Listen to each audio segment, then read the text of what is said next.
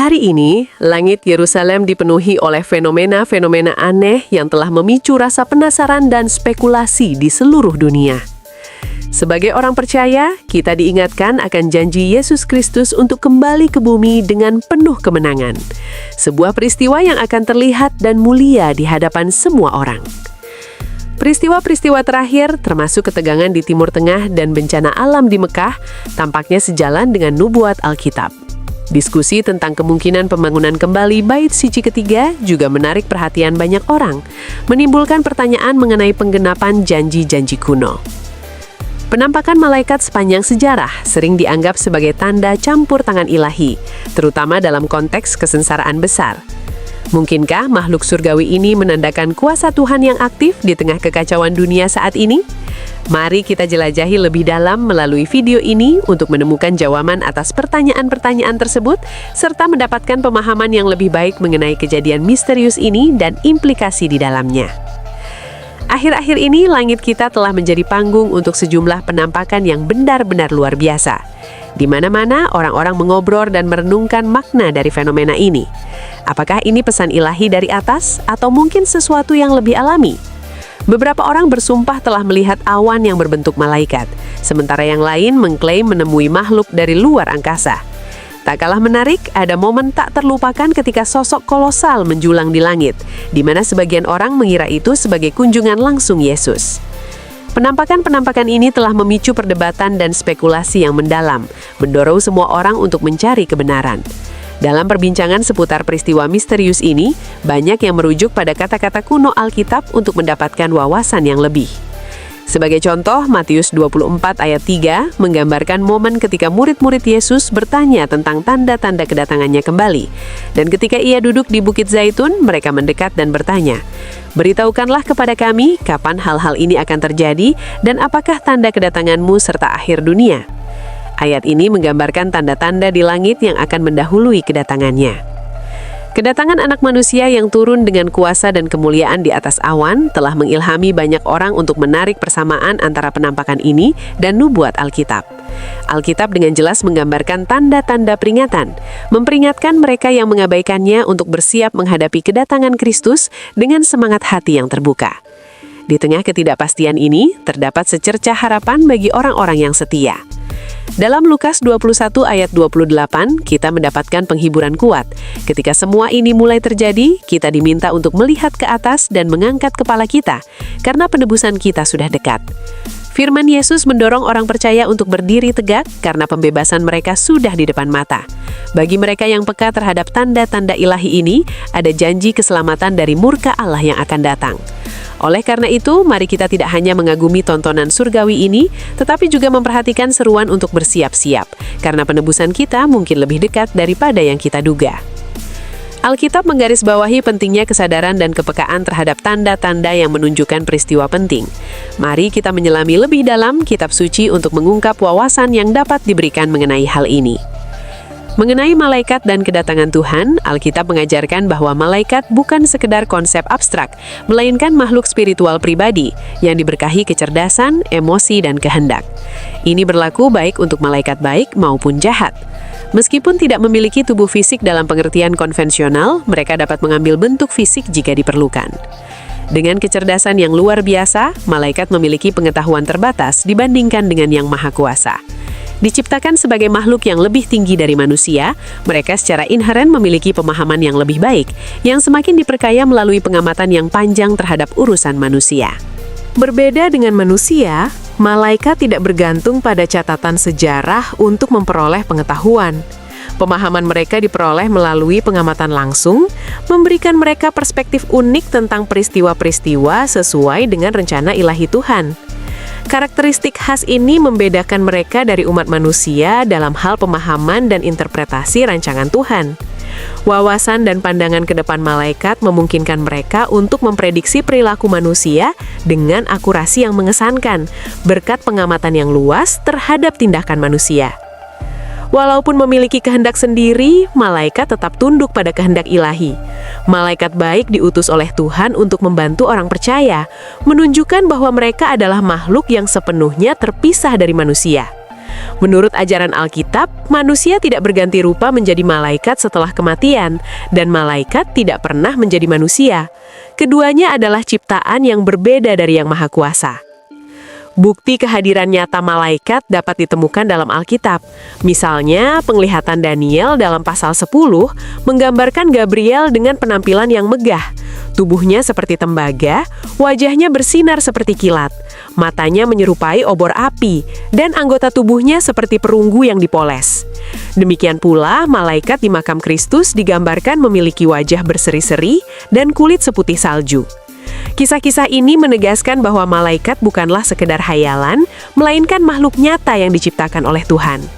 Kisah-kisah Alkitab seperti yang melibatkan Abraham dalam Kejadian 18 dan 19 membuktikan kehadiran nyata malaikat. Makhluk surgawi ini dapat muncul dan menghilang sesuai kehendak mereka, yang menegaskan sifat fisik dan spiritual mereka. Meskipun penampakan malaikat jarang terjadi pada zaman Alkitab, minat modern terhadap malaikat semakin meningkat. Laporan tentang pertemuan dengan malaikat, meskipun tidak meluas, bukanlah hal yang jarang. Malaikat, yang sering dipandang sebagai pembawa pesan, memainkan peran penting dalam berbagai tradisi kepercayaan dan terus memikat minat manusia. Catatan kontemporer menampilkan berbagai kunjungan malaikat. Beberapa pertemuan melibatkan orang asing misterius yang mencegah bahaya sebelum menghilang, meninggalkan rasa damai dan kehadiran ilahi yang mendalam. Dalam kasus lain, individu melihat sekilas makhluk bersayap atau berjubah putih yang mengalami momen singkat persekutuan surgawi. Saksi-saksi kunjungan malaikat seringkali keluar dari pertemuan ini dengan keyakinan mendalam akan keberadaan Tuhan, diselimuti rasa damai yang mendalam. Terlepas dari sifat misterius kunjungan tersebut, mereka menegaskan hubungan yang mendalam dengan yang dila, mirip dengan paduan suara malaikat yang mengumumkan kelahiran Yesus dalam Lukas 2 ayat 13, di mana tiba-tiba sekelompok besar malaikat surgawi muncul dengan malaikat memuji Tuhan dan berkata, "Ya, Tuhan." Beberapa individu melaporkan pengalaman seperti paduan suara di tempat ibadah. Meskipun pertemuan ini mungkin tidak menyampaikan pesan spesifik, mereka membangkitkan kegembiraan spiritual, menawarkan kenyamanan dan peningkatan rasa sakral. Jenis lainnya, kunjungan malaikat seringkali melibatkan sensasi fisik seperti dipeluk oleh sayap atau lengan yang lembut. Banyak orang lanjut usia, terutama ketika merasa sangat kesepian, berbagi pengalaman tentang perasaan nyaman ini. Pertemuan-pertemuan ini menyoroti peran Tuhan sebagai sumber penghibur utama, mencerminkan penyebutan dalam kitab suci tentang sayap pelindung Tuhan. Berbagai pengalaman dengan malaikat menunjukkan bahwa Tuhan dan malaikat masih sangat aktif di dunia kita. Meskipun pertemuan ini misterius, hal itu memperkuat keyakinan orang akan pertolongan Tuhan dan kehadiran makhluk surgawi yang menghibur. Sebagai orang percaya, kita memperoleh penghiburan dari keyakinan bahwa malaikat terus menjaga dan melindungi umat Tuhan saat ini, sama seperti mereka melindungi individu di masa lalu. Mereka tetap waspada dalam peran mereka sebagai penjaga. Nasihat Alkitab dalam Ibrani 13 ayat 2, "Janganlah kamu melupakan keramahanmu kepada orang asing, karena dengan demikian beberapa orang telah menjamu malaikat tanpa menyadarinya." Mengingatkan kita untuk memberikan keramahan kepada orang asing, karena kita mungkin tanpa sadar bertemu dengan malaikat di antara kita. Kunjungan malaikat seringkali terwujud dalam berbagai bentuk, meninggalkan individu dengan rasa damai yang mendalam dan keyakinan akan keberadaan Tuhan. Beberapa pertemuan melibatkan sensasi fisik seperti dipeluk oleh sayap atau lengan yang lembut. Pelukan tak terlihat di saat-saat kesepian, pengalaman-pengalaman ini menjadi pengingat yang menyentuh hati akan kehadiran Tuhan yang menghibur dalam hidup kita. Sambil mengakui kehadiran malaikat-malaikat Allah yang menghibur, sangatlah penting untuk memperhatikan peringatan dalam kitab suci mengenai malaikat jatuh yang bersekutu dengan setan, berusaha merusak dan menghancurkan umat Allah. Ini menyoroti pentingnya kebijaksanaan dan kewaspadaan rohani. Namun, kita tidak perlu takut kehilangan jiwa kita, karena ada janji Yesus akan kehadirannya yang kekal, sebuah kekuatan yang melampaui bahkan makhluk surgawi dan menawarkan kebangkitan dalam setiap keadaan. Nubuat Alkitab, sebagaimana disampaikan oleh Yesus dan Rasul Yohanes, berbicara tentang tanda-tanda supernatural di langit yang menandakan puncak akhir zaman. Tanda-tanda ini mencakup menggelapnya matahari, bulan yang tampak merah seperti darah, bintang jatuh, dan gangguan surgawi lainnya yang berfungsi sebagai peringatan ilahi, menandai penggenapan rencana Allah untuk penebusan dan penghakiman. Meterai ke-6 dalam Wahyu 6 ayat 12-17 menggambarkan peristiwa dramatis yang mengindikasikan murka ilahi yang akan datang, termasuk gempa bumi yang dahsyat, menggelapnya matahari, dan bintang-bintang yang berjatuhan dari langit. Gejolak kosmik ini mencerminkan penghakiman Allah yang akan datang, di mana orang-orang dari semua lapisan masyarakat, termasuk raja dan budak, mencari perlindungan di gua-gua dan di bawah bebatuan, berharap untuk lolos dari hukuman ilahi yang akan menimpa bumi. Sepanjang sejarah, manusia telah terpesona oleh fenomena langit dan sering menafsirkannya sebagai tanda atau pesan dari ilahi. Gerhana dan komet yang dulunya ditakuti sebagai pertanda buruk, kini telah dijelaskan oleh sains modern sebagai kejadian alamiah. Di dunia modern ini, di mana kita telah memetakan langit dan dapat memprediksi peristiwa astronomi dengan akurasi luar biasa, pemenuhan nubuat Alkitab mungkin memerlukan sesuatu yang benar-benar istimewa untuk menarik perhatian kita. Pikirkanlah, prediksi Kristus tentang penampakan langit yang menakjubkan bisa jadi merupakan tanda-tanda yang tak salah lagi yang kita tunggu-tunggu, menandakan campur tangan ilahi dan mendekatnya hari penghakiman. Ketika Yesus berbicara tentang tanda-tanda supernatural di langit, Dia tidak berbicara dalam ruang hampa. Dia mengambil inspirasi dari kekayaan nubuat di Perjanjian Lama. Bayangkan gambaran yang Dia timbulkan. Matahari menjadi gelap, bintang-bintang berjatuhan dan langit bergetar. Ini bukan hanya metafora acak, tetapi memiliki makna yang mendalam. Tema yang sama berulang kali muncul dalam literatur kenabian, mengisyaratkan peristiwa-peristiwa yang berkaitan dengan apa yang dikenal sebagai Hari Tuhan. Sebagai contoh, Yesaya melukiskan gambaran yang jelas tentang hari ketika kesombongan manusia akan ditempatkan pada tempatnya, sambil hanya Tuhan yang akan tetap tegak. Nubuat-nubuat ini bukan hanya tentang malapetaka dan kesuraman, tetapi juga peringatan mengenai bahaya kesombongan dan pentingnya kerendahan hati di hadapan Pencipta kita. Namun, mari kita jujur, kesombongan manusia bisa menjadi penghalang yang cukup keras terhadap hubungan kita dengan Tuhan. Terkadang dibutuhkan guncangan dahsyat untuk membangunkan kita dari tidur kesadaran diri kita. Disinilah campur tangan ilahi berperan, mengguncangkan fondasi dunia kita. Tuhan mengingatkan kita akan kerentanan kita dan kebutuhan untuk merendah di hadapan-Nya. Jadi, ketika Anda melihat langit bergetar dan bumi berguncang, janganlah menganggapnya sebagai kebetulan kosmik. Lihatlah itu sebagai isyarat untuk memfokuskan pandangan dan mengatur ulang prioritas Anda. Karena pada akhirnya, semua ini bermuara pada pengenalan diri kita dan pengakuan akan kekuatan dan keagungan Dia yang menyatukan semuanya di tengah kekacauan dan tanda-tanda aneh di langit. Orang-orang akan menyadari betapa tidak berharganya berhala-berhala mereka sebenarnya. Dan saya tidak hanya berbicara tentang patung-patung kuno yang dulu disembah orang. Tidak, kita berbicara tentang hal yang kita obsesikan saat ini, seperti mengejar uang dan selalu menginginkan lebih. Rasul Paulus telah melihat ini sejak lama, membandingkan obsesi modern kita pada harta benda, hiburan, dan kemewahan dengan penyembahan berhala yang dikutuk dalam Alkitab. Tetapi ketika semua kegilaan ini terjadi, itu akan menunjukkan kepada kita betapa sia-sianya terus menumpuk barang hanya demi memilikinya.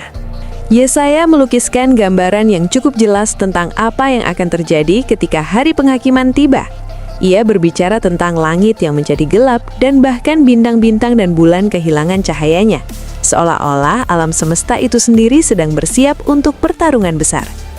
Dan Yehezkiel dalam tulisannya tentang Firaun Mesir menambahkan gambaran ini dengan berbicara tentang lebih banyak tanda di langit, lebih banyak kegelapan dan kesuraman, semua karena kesombongan dan dosa manusia.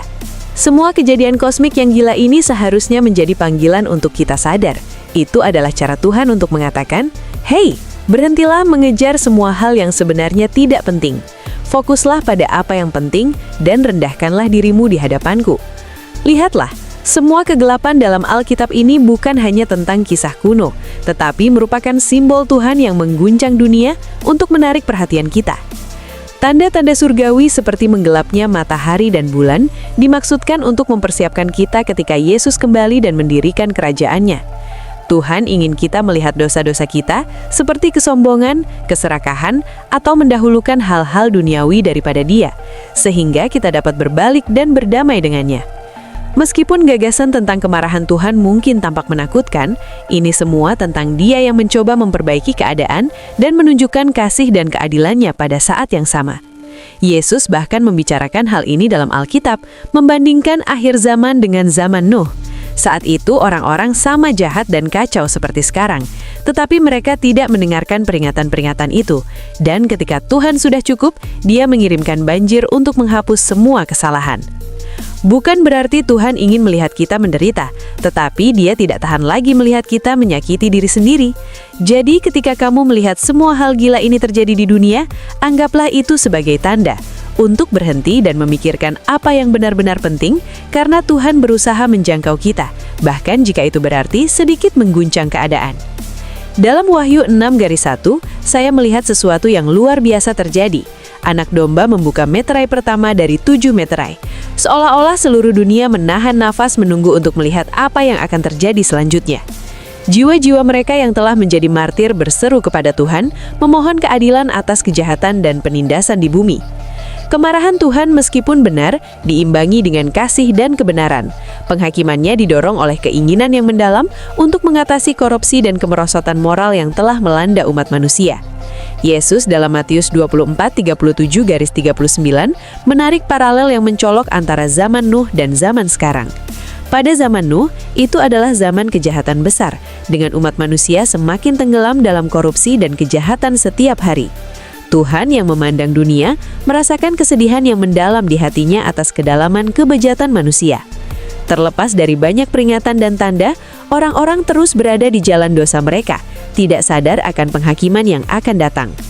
Menyaksikan kemerosotan umat manusia yang tak henti-hentinya ke dalam dosa, Tuhan merasakan kesedihan dan penyesalan yang mendalam karena menciptakan umat manusia.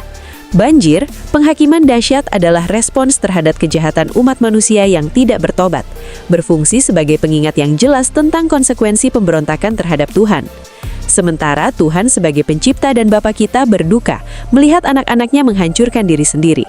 Tetapi ada saatnya kesedihannya berubah menjadi kemarahan yang benar, mendorong tindakan tegas. Kasihnya meskipun kuat, menuntut kasih yang tegas bila perlu. Sepanjang sejarah, kita melihat contoh kasih tegas Tuhan dalam tindakan, seperti banjir pada zaman Nuh dan penghancuran Sodom dan Gomora. Peristiwa ini menggarisbawahi komitmen Tuhan yang teguh untuk mengatasi dosa dan kejahatan melalui tindakan yang diperlukan. Dosa yang pada dasarnya bertentangan dengan sifat Tuhan telah mendatangkan penderitaan dan kejahatan yang luar biasa di dunia. Tindakan Tuhan bertujuan untuk melawan konsekuensi ini dan membimbing umat manusia kembali kepada kebenaran. Pemberantasan dosa sangat penting untuk pendirian kerajaan Tuhan di mana damai dan kebahagiaan sejati berkuasa, dan semua jejak kesedihan dan penderitaan dihibur. Pentingnya berjaga-jaga dan tetap setia seperti yang ditekankan.